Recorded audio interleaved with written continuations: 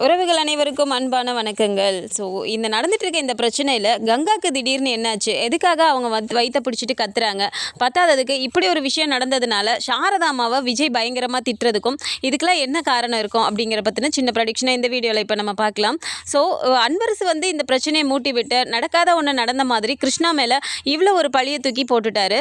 So இந்த விஷயத்தை கேள்விப்பட்ட சாரதா அம்மா கிருஷ்ணாவை என்ன எதுனே கேட்காம உண்மையா பொய்யான்னு கூட தெரியாமல் பயங்கரமாக அவரை போட்டு அடிச்சிடுறாங்க. ஸோ இந்த விஷயத்தினால முத்துமலர் குடும்பமே ரொம்பவும் அவமானப்பட்டு ரொம்ப ஒரு கஷ்டத்தில் இருந்துட்டு அவங்க எடுக்கக்கூடிய முடிவு என்னன்னா, இனிமேல் நம்ம இந்த வீட்டில் இருக்க வேண்டாம், இப்படி ஒரு இது நம்ம மேலே சுமத்தினதுக்கு அப்புறமா இந்த சொத்து வேணாம், ஒன்றும் வேணாம், நம்மளால் முடிஞ்ச அளவுக்கு நம்ம போய் கடன்காரங்களை சமாளிக்கலாம், இதுக்கு மேலே நம்மளால் எதுவுமே முடியல அப்படிங்கிற பட்சத்தில் நம்ம ஏதாவது பண்ணிட்டு 3 பேர் செத்து போயிடலாம், கிருஷ்ணா வா, இனிமேல் நம்ம இங்கே இருக்கவே வேண்டாம், இப்படி ஒரு பழியை தூக்கி போட்டாங்களே அதுவும் தங்கச்சி மேலேயே அப்படின்னு சொல்லிட்டு முத்துமலர் பேசும்போது உடனே சாரதாமா இருந்துட்டு, என்ன பெரிய தங்கச்சி, பொல்லாத தங்கச்சி, அவன் என்ன என் வயிற்றுல அப்புறம் தான் தங்கச்சின்னு சொல்லிட்டு நீங்கள் சொன்னீங்கன்னா தங்கச்சி ஆயிடுவாளா, கூட இருக்கீங்கிறக்கா உங்களெல்லாம் நம்பி அப்படியெல்லாம் விட முடியாது, உங்களை நம்பி வீட்டுக்குள்ளே விட்டதே தப்பு, விஜய் தம்பியை சொல்லணும், உங்களை போய் வீட்டுக்குள்ளே விட்டுச்சு பாரு அப்படின்னு சொல்லிட்டு திரும்ப அவங்க செஞ்சதை நியாயப்படுத்த தான் அவங்க பேசிகிட்டு இருக்காங்க. ஸோ இப்படி ஒரு கலவரமாக இங்கே போயிட்டு இருக்கிறது பாட்டிக்கு சித்திக்கு சுத்தமாக பிடிக்கவே இல்லை. அவங்க இந்த பிரச்சனைக்கெல்லாம் காரணம் அன்பரசு தான் அப்படிங்கிறது தெரியாமல் அது மூலமாக ஆரம்பித்த பிரச்சனை இவங்க இப்படி பண்ணிட்டு இருக்காங்களே அப்படிங்கிறத நினச்சி இவங்க இந்த சைடு ஒரு சைடு திட்டிகிட்டு இருக்கும்போது அன்பரசுக்கு ரொம்பவும் சந்தோஷமாக இருக்குது. இந்த ஒரு விஷயத்துக்காக தானே நம்ம இப்படி பண்ணோம், நம்ம நினச்ச மாதிரியே நடக்குது, எல்லாமே நல்லபடியாக போயிட்டுருக்கு அப்படின்னு சொல்லிட்டு அவர் ஒரு மாதிரி சந்தோஷமாக பார்த்து சிரிச்சுட்டு ஓரமாக நிற்கிறாரு. தாத்தா இருந்துட்டு டக்குன்னு ஃபோன் பண்ணி விஜய்க்கு சொல்லிடுறாரு, விஜய் நீ கொஞ்சம் சீக்கிரம் வீட்டுக்கு வர முடியுமாப்பா அப்படின்னு சொல்லும்போது, என்னாச்சு தாத்தா, எதுக்கு என்ன வீட்டுக்கு கூப்பிட்றீங்க, இப்போ தானே நான் வந்தேன் அப்படின்னு சொல்கிறாங்க. இல்லைப்பா விஜய், இங்கே வேறு மாதிரி பிரச்சனை போயிட்டுருக்கேன், நீ வந்தால் தான் இது சால்வ் ஆகும் அப்படின்னு சொல்கிறாங்க. ஏன் தாத்தா அப்படி என்னாச்சு அப்படின்னு சொல்லும்போது, இல்லைப்பா நர்மதா பொண்ணு வெளியில் விளையாடிட்டு இருந்திருப்பா போல், அப்போது இந்த கிருஷ்ணா என்னமோ நர்மதா கிட்ட தப்பாக நடந்துக்க பார்த்தான் அப்படின்னு சொல்லிட்டு உன் சித்தப்பா இங்கே சாரதாம்மா கிட்ட சொல்லிட்டாருடா, அதனால் வீட்டில் 2 பேரும் அவ்வளோ சண்டை போட்டுட்ருக்காங்க, பார்த்தா அதுக்கு கிருஷ்ணாவெல்லாம் போட்டு அடிச்சிட்டாங்கப்பா அவங்க அத்தை அப்படின்னு சொல்லிடுறாங்க. அச்சுச்சோ இப்படிலாம் நடந்துருச்சா, கிருஷ்ணா எதுவுமே பண்ணலையே தாத்தா அப்படிங்கிறாங்க. எதுவுமே பண்ணலையா, அங்கே என்னதான்ப்பா நடந்துச்சு விஜய், நீ தான் திட்டின, நீ தான் அந்த பையனை இப்படியெல்லாம் பண்ணுற அப்படின்னு சொல்லிட்டு அந்த பையனை ரொம்ப திட்டின அப்படின்னு சொல்லிட்டு நர்மதா பாப்பாவையும் உள்ளே போக சொன்ன அப்படின்னு சொல்லிட்டு இந்த மாதிரிலாம் நீ தான் சொன்னேன்னு சொல்லி இவர் சொல்கிறாருப்பா, என்ன நடந்துச்சு நீ வந்தால் தான் சரியாகும், முதல்ல கிளம்பி வரியா அப்படின்னு சொல்கிறாங்க. இதை உடனே கிளம்பி வரேன் தாத்தா அப்படின்னு சொல்லிட்டு இவங்க கிளம்பி வராங்க. ஸோ வீட்டுக்கு வரும்போது பார்த்தா இந்த பிரச்சனை நடந்துட்டு இருக்கிறது ஒரு சைடு போனாலும் இந்த சைடு கங்கா வயிறு பிடிச்சிட்டு பயங்கரமாக கத்தி அழுதுட்டு இருக்காங்க. ஸோ இந்த இடத்துல சாரதாமா அப்படியே ஒரு மாதிரி நிற்கும்போது ராதா சித்தி தான் போயிட்டு கங்காவுக்கு பார்த்துட்டு இருக்காங்க. என்னம்மா ஆச்சு, ரொம்ப வலிக்குதா அப்படின்னு சொல்லிட்டு உட்காரு அப்படின்னு சொல்லி பார்த்துட்டு இருக்காங்க. ஸோ உள்ளர வர காவேரிக்கு கங்காவை பார்த்தோன்னே ரொம்பவும் அதிர்ச்சி ஆகுது. ஸோ இவங்க வேகமாக போயிட்டு, அக்கா என்னக்காச்சு, ஏங்க்கா நீ அழுதுட்டு உட்காந்துருக்க, என்னக்கா பண்ணுது, வயிறு வலிக்குதா ரொம்ப அப்படின்னு சொல்லி கேட்குறாங்க. இல்லடி வயிறு ரொம்ப வலிக்குதுடி, என்னால் தாங்க முடியலடி அப்படின்னு சொல்லிட்டு அழுக ஆரம்பிக்கிறாங்க. என்னாச்சுக்கா, ஏங்க்கா அழுதுட்டுருக்க அப்படின்னு சொல்லும்போது உடனே பாட்டி உங்கள் அம்மாவை என்னத்தை சொல்கிறதுனே தெரியல, தேவையில்லாமல் இங்கே கொண்டுட்டு வச்சுட்டு இந்த விஜயால் எவ்வளோ பிரச்சனை வந்துட்டுருக்கு பாரு அப்படின்னு சொல்கிறாங்க. பாட்டி என்ன நடந்துச்சு, எதுக்காக என்ன திட்டிகிட்டு இருக்கீங்க அப்படின்னு சொல்கிறாங்க. இங்கே பாருடா, இந்த பிள்ளை மாசமாக இருக்குன்னு கூட இல்லாமல் எதுக்கு தாண்டா உன் மாமியார் இப்படி பண்ணிட்டு இருக்காங்க அப்படின்னு சொல்லும்போது காவேரி இருந்துட்டு, அம்மா என்ன பண்ணாங்க அப்படின்னு சொல்லும்போது, அக்கா என்னக்கா ரொம்ப வலிக்குதா, ஹாஸ்பிட்டல் போகலாமா அப்படிங்கிறாங்க. உடனே ராதா சித்தி இருந்துட்டு, ஹாஸ்பிட்டலுக்குலாம் ஒன்றும் போகிற மாதிரி இல்லை, இருந்திருந்தால் நாங்களே கூப்பிட்டு போயிருக்க மாட்டோமா, அதெல்லாம் ஒன்றும் இல்லை அப்படின்னு சொல்லிட்டு அவங்க ஒரு மாதிரி வெடுக்குன்னு பேசுகிறாங்க. ஸோ என்ன நடந்ததுன்னே புரியாமல் என்ன தான் நடந்துச்சு யாராவது சொல்லுங்களேன் அப்படின்னு சொல்லும்போது இப்போ பாட்டி சொல்கிறாங்க, இல்லடி இந்த மாதிரி பிரச்சனைன்னு சொல்லிட்டு விஜய் தம்பியோட சித்தப்பா சொன்னார், அதனால கிருஷ்ணா தம்பியை போய் அடிக்கிறேன்னு சொல்லிட்டு அவள் போய் அடிச்சிட்டு இருந்தாடி, குறுக்க கங்கா போனனால அவள் வயிற்றுலேயே அடிபட்டுருச்சுடி, அதான் அவள் வலி தாங்காமல் உட்காந்துட்டா அப்படின்னு சொல்லும்போது இந்த இடத்துல காவேரிக்கு ரொம்பவுமே கோவம் வருது. என்னதாம்மா நீ நினச்சிட்டு இருக்க, கோவம் என்ன பண்ணுறோம் ஏது பண்ணுறோன்னே தெரியாமல் பண்ணிட்டு இருக்கியா, முதல்ல எதுக்காக நீ போய் கிருஷ்ணாவை அடிச்ச அப்படின்னு சொல்லி கேட்குறாங்க. ஏய் நர்மதா கிட்ட போய் அவன் தப்பாக நடந்துக்க பார்த்துருக்காண்டி அப்படின்னு சொல்கிறாங்க. தப்பாக நடந்துக்க பார்த்தான்னு உனக்கு யார் சொன்னது, அவர் நீ சொன்னால் எல்லாத்தையும் நீ நம்பிடுவியா அப்படிங்கிறாங்க. என்னடி அவர் பார்த்தேன், அதுவும் இல்லாமல் விஜய் தம்பி தான் கண்டித்து உள்ளே அனுப்புனாருன்னு வேற சொன்னாரடி அப்படிங்கிறாங்க. அம்மா அவர் எது வேணால் சொல்லுவார், ஏன் நான் விஜய் மாமாவே அப்படி பண்ணாருன்னு சொன்னாலும் கூட அவர் சொல்லுவார் அப்படின்னு சொல்லும்போது, என்னடி இப்படியெல்லாம் பேசுகிற அப்படிங்கிறாங்க. அவரை பற்றி உனக்கு தெரியாதா, விஜய்க்கு எதிராகவே போய் சாட்சி சொன்னவர் அவர் சொன்னாருன்னு சொல்லிட்டு நம்பிட்டு நீ கிருஷ்ணாவை போய் அடிச்சிட்டு இருக்க அப்படின்னு சொல்லி கேட்குறாங்க.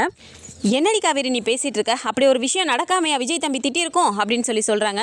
உடனே விஜய் அத்தை நீங்கள் எல்லாமே தப்பாக புரிஞ்சிட்டு இருக்கீங்க, நான் அவரை திட்டினதை ஃபஸ்ட்டு நீங்கள் பார்த்தீங்களா, அவர் சொன்னால் எதுவாக இருந்தாலும் ஏன் நம்புறீங்க, இப்படி அவரை பற்றி உங்களுக்கு தெரியாதா, நானே எவ்வளோ கஷ்டப்பட்டுருக்கேன் அவளால், அவர் என்னை வளர்த்தாருன்னு சொல்லிட்டு அவர் மனசுக்குள்ளே எவ்வளோ வன்மத்தை வச்சுட்டு இருக்காருன்னு எனக்கு தான் தெரியும் அப்படின்னு சொன்ன உடனே இப்போ வேகமாக அன்பரசு என்னப்பா உங்கள் குடும்பத்துக்கு நல்லது செய்யணும்னு நான் வந்து சொன்னதுக்கு எனக்கு இப்போ பெருசாக நீ ஒரு பட்டம் சுட்டுறியா?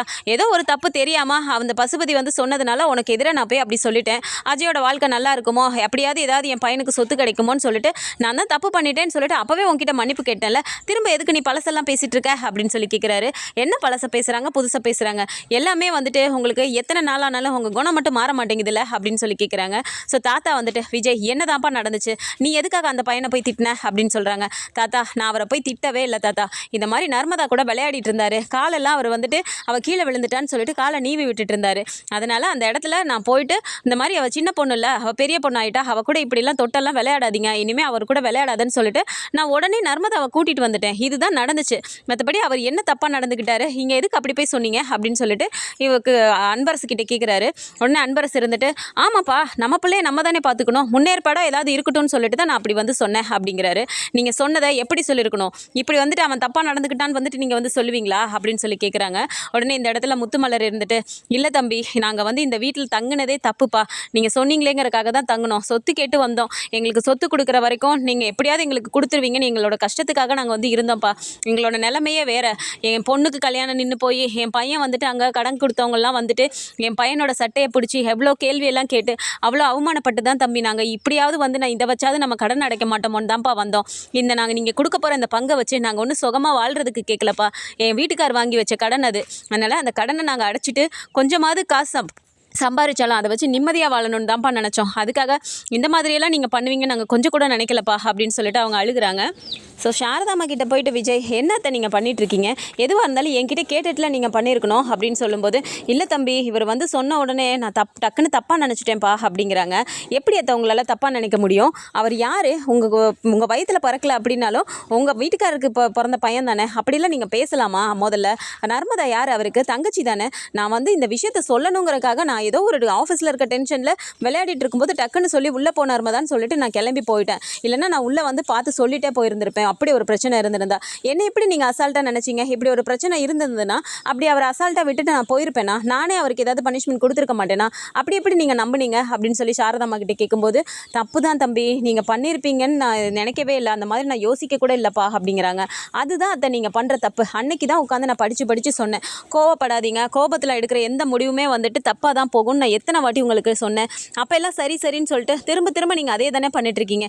பாவம் தவிர அவர் அப்படிலாம் எதுவுமே பண்ணலை, இப்படி தெரியாமல் போயிட்டு அவர் தேவையில்லாமல் அடிச்சிட்டிங்களே, அது தப்பு இல்லையா அப்படின்னு சொல்லி சொல்கிறாங்க. தப்பு தான் தம்பி அப்படிங்கிறாங்க. ஸோ கங்காவை பார்த்துட்டு, என்ன கங்கா நீங்கள் ஓகேவா, ஹாஸ்பிட்டலுக்கு போகலாமா அப்படின்னு சொல்கிறாங்க. இல்லை பரவாயில்ல அதெல்லாம் ஒன்றும் வேணாம், இப்போ ஓகே தான் அப்படிங்கிறாங்க. பாருங்க இப்படி போய் கங்காவை வந்துட்டு தெரியாமல் உங்கள் கை வந்து வயிற்றில் பார்த்து அவங்க அழுதுட்டு இருக்காங்கல்ல, இதில் எவ்வளோ பெரிய கஷ்டம், நீங்கள் தானே பார்த்து அவங்கள கவனிச்சிக்கிறீங்க. இப்போ உங்களால் ஏதாவது ஒன்று நடந்துச்சுன்னா அதை உங்களால் தாங்கிக்க முடியுமா? ஒரு பிரச்சனைக்கு போயிட்டு இன்னொரு பிரச்சனைன்னு சொல்லிட்டு இப்படி மாற்றி வந்துட்டு இருந்தா எதை தான் சமாளிக்கிறது, நீங்களே சொல்லுங்கள் அப்படிங்கிறாங்க. உடனே இந்த இடத்துல சாரதாம்மாக்கே ஒரு மாதிரி ஆகுது. தப்பு தான் தம்பி, உங்கள் வீட்டில் நாங்கள் வந்து இருக்கோன்னா நானும் கொஞ்சம் அடக்கமாக இருந்திருக்கணும், திடீர்னு ஏதோ ஒரு யோசனையில் அப்படி பண்ணிட்டேன்ப்பா, மன்னிச்சிருப்பா அப்படிங்கிறாங்க.